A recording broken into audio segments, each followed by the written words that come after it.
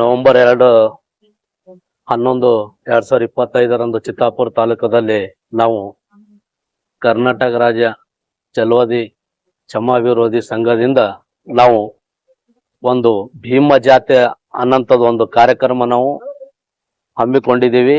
ಇದರ ಉದ್ದೇಶ ಒಂದೇ, ನಾವು ಈ ರಾಜ್ಯದಲ್ಲಿ ಎಲ್ಲರೂ ಶಾಂತಿ ಪ್ರಿಯರು, ಸಂವಿಧಾನದ ಪ್ರಿಯರು, ನಾವೆಲ್ಲರೂ ಕೂಡಿ ಒಂದಾಗಿ ಅಣ್ಣ ತಮ್ಮಂದರಂತೆ ನಾವು ಬದುಕಬೇಕು, ಬಾಳಬೇಕು ಅನ್ನೋಂಥ ವಿಚಾರ ಇಟ್ಟುಕೊಂಡು ನಾವು ಇವತ್ತಿನ ದಿವಸದಲ್ಲಿ ನಾವು ಈ ಕಾರ್ಯಕ್ರಮವನ್ನು ಹಮ್ಮಿಕೊಂಡಿದ್ದೇವೆ. ಅದೇ 2 ತಾರೀಕು RSS ದವ್ರನ್ನು ಕೇಳಿದಾರಂತ. RSS ದವರು ಅವರು ವಿಚಾರ ಏನದಪ್ಪ ಅಂತಂದ್ರೆ ಜಾತಿ ಮಧ್ಯೆ ಒಡೆದಿ ಆಳುವಂತ ಒಂದು RSS ಸಂಘಟನೆ ಅದು. ಅದಕ್ಕಾಗಿ ಆ RSS ಸಂಘಟನೆ ನಾವು ಆ ದಿನ ನಮ್ಮದು ಒಂದು ಸಂದೇಶನೂ ಕೊಡೋದ ಸರ್ಕಾರಕ್ಕೆ, ಅದು ಕರ್ನಾಟಕದಲ್ಲಿ RSS ಪೂರಾ ಬ್ಯಾನ್ ಮಾಡಬೇಕು ಅನ್ನೋಂಥ ವಿಚಾರವನ್ನು ಇಟ್ಟುಕೊಂಡು ಇವತ್ತಿನ ದಿವಸ ನಾವು ಪತ್ರಿಕೆಗೋಷ್ಠಿಯಲ್ಲಿ ನಾವು ಪತ್ರಿಕೆ ಭವನಕ್ಕೆ ಬಂದು ಪತ್ರಿಕೆಗೋಷ್ಠಿಯನ್ನು ನಡೆಸಿದೀವಿ. ಅದಕ್ಕೆ 2ನೇ ತಾರೀಕು ಕಲಬುರಗಿ ಜಿಲ್ಲೆ ಅಂತೆ ಮತ್ತ ಸುತ್ತಮುತ್ತ ಇರೋಂಥ ಜಿಲ್ಲೆದಿಂದ ಎಲ್ಲರೂ ಜನರು ಬರ್ತಾ ಇದ್ದಾರೆ.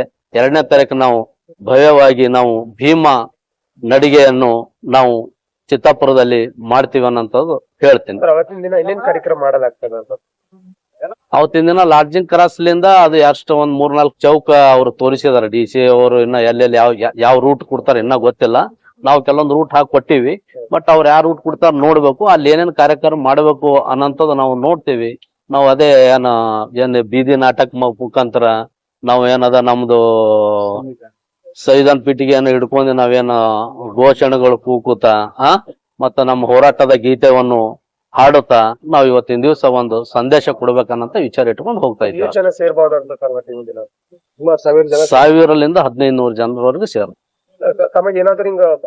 ಆದೇಶ ಕೊಟ್ಟಿದ್ದಂತೆ ಇಷ್ಟೇ ಜನ ಸೇರ್ಬೇಕಾಗ್ತದೆ? ಇಲ್ಲ, ಅವ್ಯಾವ ಇನ್ನ ಡೈರೆಕ್ಷನ್ ಬಂದಿಲ್ಲ. ನಾವು ಖಾಲಿ ಮನವಿ ಪತ್ರ ಕೊಟ್ಟಿವಿ DC ಅವರಿಗೆ.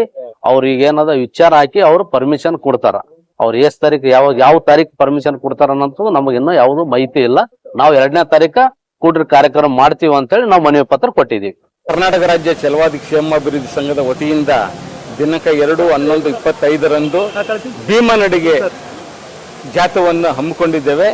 ಅದು ಕಲಬುರಗಿ ಜಿಲ್ಲೆ ಚಿತ್ತಾಪುರ ತಾಲೂಕಿನಲ್ಲಿ 1000ರಿಂದ 1500 ಮಂದಿ ಎಲ್ಲ ಸೇರಿ ಒಂದು ಭೀಮಾ ಜಾತ್ರೆ ನಡಿಗೆಯನ್ನು ಇಟ್ಕೊಂಡಿದ್ದೀವಿ.